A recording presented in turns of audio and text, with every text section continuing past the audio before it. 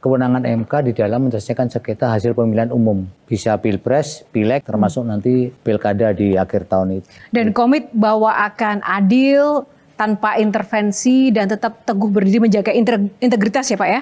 Wah iya, kalau saya insya Allah. Tapi mudah-mudahan karena komitmen integritas itu adanya di hati yang kita memang tidak bisa. Undang-undang yang tidak terkait langsung dengan hakim itu banyak itu. Peraturan-peraturan yang mengarahkan agar setiap hakim itu punya integritas. Tetapi memang integritas itu tidak tergantung pada aturan. Saya sering mengatakan begini ketika saya menjadi hakim.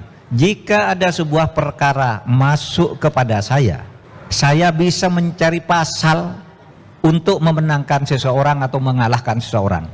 Karena kalau untuk memenangkan, ya ini pasalnya, ini undang-undangnya. Kalau kamu saya kalahkan, ini pasalnya, ini undang-undangnya. Oleh sebab itu sering terjadi perbedaan antara hakim, pengacara, hakim, jaksa, jaksa, pengacara.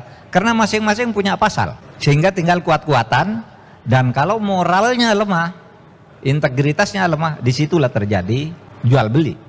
Nah, oleh sebab itu, ini sangat tepat sekarang kita mewujudkan hakim yang berintegritas. Kalau urusan kapasitas, kapabilitas itu kan sudah dites dengan sangat ketat. Untuk jadi hakim ini tidak mudah. Untuk hakim agung diseleksi oleh KY, nanti DPR dilihat track recordnya. Untuk menjadi hakim pemula ada syarat-syaratnya lagi. Udahlah, kalau kapasitas, kemampuan, tapi moralitas, integritas, itu yang saya kira harus kita perhatikan. Nah, saudara, bagi saya hakim yang bagus, yang berintegritas itu bisa mempertemukan antara public common sense, kemudian hati nurani yang selalu mengarahkan kebaikan, dan pasal-pasal hukum yang resmi. Karena tidak bisa nih dilepaskan di pasal hukum ini. Tetapi seperti saya katakan, pasal-pasal itu bisa kok dibuat apa saja. Pak Rocky Gerung berperkara dengan saya, lawannya Pak Bagir Manan, tinggal saya bilang aja, Pak Rocky kalau Anda mau menang, saya bisa pakai pasal ini loh. Kalau enggak, nanti saya menangkan Pak Bagir, ada undang-undang ini loh. Ini undang-undang tentang koperasi, Anda menang. Tapi kalau saya pakai undang-undang bea cukai, habis Anda. Anda mau bayar berapa? Kalau orang tidak punya integritas. Nah, oleh sebab itu maka, saudara sekalian, di dalam praktek sampai kekinian banyak putusan-putusan yang kemudian mencurigakan karena tidak punya integritas. Apa benar? Ya benar, nyatanya hakimnya ditangkap. Yang kasus inti dana itu sekarang di KPK ada 5 hakimnya. Belum lagi yang pegawai-pegawai biasanya. Itu karena tidak punya integritas. Karena ketika ditangkap, ya terbukti. Mengadu gitu. Karena tidak bisa hukum dibiarkan dengan begitu pakai logika-logika pasal saja. Kalau mau cari pasal bisa Pak. Oh ini pakai pasal ini saja udah gugur tuh tuntutan jaksa. Tapi kalau misalnya dia ingin memenangkan jaksa, dibantu jaksanya. Ini pakai pasal ini, benar kamu. Bisa. Oleh sebab itu integritas itu menjadi penting, sehingga saya tidak akan bicara aturan-aturan. Karena begini loh, ketika terjadi kegaduhan kemarin, Presiden langsung perintahkan Menko Polhukam supaya melakukan reformasi peradilan. Saya bilang, pemerintah ini tidak boleh masuk ke Mahkamah Agung, tidak boleh mengintervensi hakim, apapun putusannya harus diterima. Sehingga saya katakan, kita boleh mengatakan kita harus hormati putusan hakim, iya. Tapi saya katakan, saya tidak selalu menghormati putusan hakim. Saya tidak bisa menghindar dari putusan hakim dan ikut, tapi akan melawan. Karena melawan itu bagian juga dari hukum. Nah, saudara sekalian, saya katakan, saya tidak bisa masuk ke pengadilan, ngurus hakim agung, ngurus apa, kan tidak bisa. Alasannya, loh hakim itu merdeka, independen, sebuah membuat putusan yang menghebohkan, sembunyi dia. Putusan hakim tidak bisa digugat. Kalau kamu tidak terima, naik banding. Hanya gitu jawabannya. Enak banget ini kalau secara hukum. Semua bisa. Tapi secara moral apa bisa begitu? Nah itulah, saudara sekalian, sekali lagi, sangat besar peran IKHI, sangat besar peran Mahkamah Agung membangun republik ini dalam rangka membangun negara hukum yang demokratis, negara demokrasi yang berdasarkan hukum. Tapi celah-celah kesalahan itu kita beri catatan-catatan pada acara hari ini, dan saya mencoba memberi catatan kecil saja seperti itu. Mari kita bangun negara ini, karena negara ini akan baik kalau hukumnya baik. Saya tadi bicara dengan Pak Sunarto, dulu saya nulis disertasi, hukum itu tidak selalu independen, hukum itu tidak selalu otonom, sering diintervensi politik. Kalau mau hukum baik harus diintervensi oleh politik. Kalau mau hukum jelek terjadi itu karena intervensi politik. Intervensi politik itu apa? Banyak. Oleh sebab itu mari kita, kembalikan ke panglimaan hukum ini, kembalikan ke panglimaan hukum itu, ambil lagi dari kepanglimaan politik, tetapi juga hakimnya harus punya kapasitas, integritas, dan moralitas yang tinggi. Mahfud MD ungkap sosok hakim adalah wakil Tuhan di dunia, bukan setan. Karena itu, seorang hakim wajib memutuskan hukum seadil-adilnya bagi manusia, terang dia. Pesan Mahfud MD bahwa hakim adalah wakil Tuhan bukan setan disampaikan dalam kuliah inspirasi pada calon hakim di Pusdiklat Teknis Peradilan MA pada 18 April. Mahfud MD hadir sebagai guru besar hukum tata negara, mantan hakim konstitusi dan mantan pejabat hukum yang syarat pengalaman dan pengetahuan berharga bagi pembekalan para calon hakim di lingkungan MA. Pernyataan Mahfud, hakim adalah wakil Tuhan bukan setan, diunggah channel Pusdiklat Teknis Peradilan Mahkamah Agung RI pada 20 April. Dalam kuliahnya, Mahfud MD ingatkan para calon hakim untuk tidak tersandera dengan persoalan.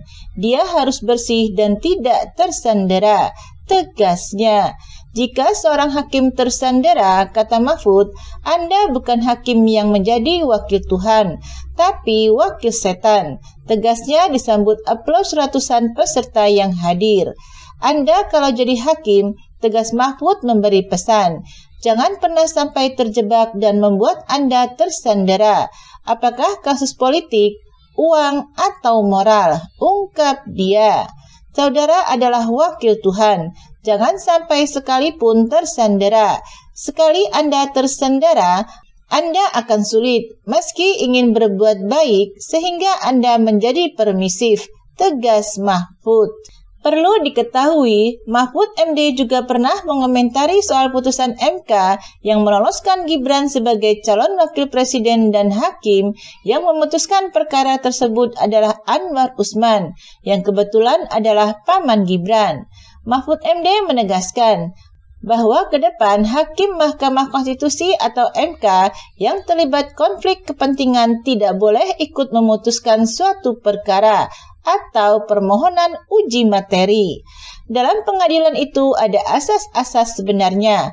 Misalnya, yang paling terkenal itu kalau suatu perkara terkait dengan kepentingan diri sendiri, keluarga, punya ikatan kekeluargaan, maupun hubungan kepentingan politik. Itu hakim tidak boleh mengadili, kata Mahfud MD di Jakarta.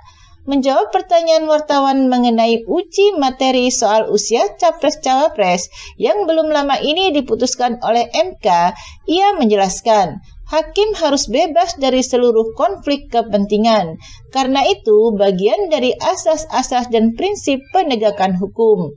Dia melanjutkan, situasi semacam itu ke depan tidak boleh terjadi lagi. Ini menjadi pelajaran bagi kita semua, agar ke depan itu tidak boleh terjadi lagi, kata dia.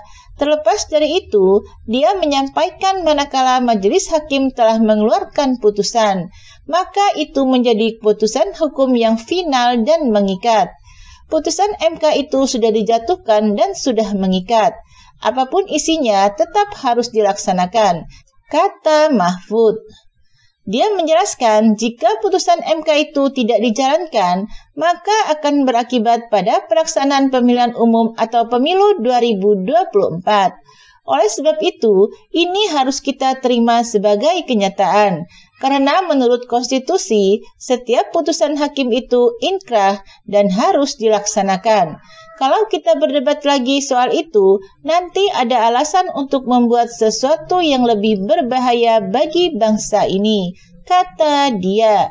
Dia pun meminta masyarakat untuk mengikuti proses pemeriksaan etik yang berjalan kepada para hakim, terutama mereka yang diduga melanggar etik. Sekarang ini sedang berproses di Majelis Kehormatan atau MK, kata dia. Mahkamah Konstitusi di Jakarta pada Senin mengumumkan pembentukan Majelis Kehormatan Mahkamah Konstitusi atau MK-MK untuk menerima dan menangani dugaan pelanggaran etik hakim MK yang dilaporkan oleh masyarakat. Dalam rapat permusyawaratan hakim, MK memutuskan menunjuk 3 nama, yaitu Profesor Jimli Asidiki atau mewakili kelompok masyarakat, Bintan Saragih atau kelompok akademisi, dan Wahiduddin Adams atau Hakim Konstitusi untuk bertugas dalam Majelis Kehormatan MK. MK sejauh ini menerima beberapa aduan pelanggaran kode etik terkait putusan perkara nomor 90/PUU/Romawi 21/2023. Dalam putusan itu, MK mengabulkan sebagian permohonan uji materi terhadap pasal 169 huruf Q Undang-Undang Pemilihan Umum atau UU Pemilu.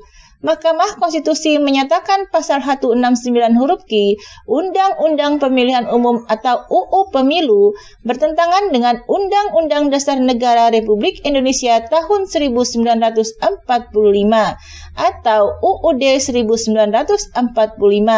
Hasilnya, MK mengabulkan sebagian permohonan pemohon yang menjadikan pasal 169 huruf Q UU Pemilu selengkapnya berbunyi. Berusia paling rendah 40 tahun atau pernah sedang menduduki jabatan yang dipilih melalui pemilihan umum termasuk pemilihan kepala daerah. Putusan MK terkait batas minimal usia capres-cawapres menjadi sorotan publik mengingat hasilnya dapat mempengaruhi bursa cawapres yang maju dalam pemilihan presiden atau Pilpres 2024.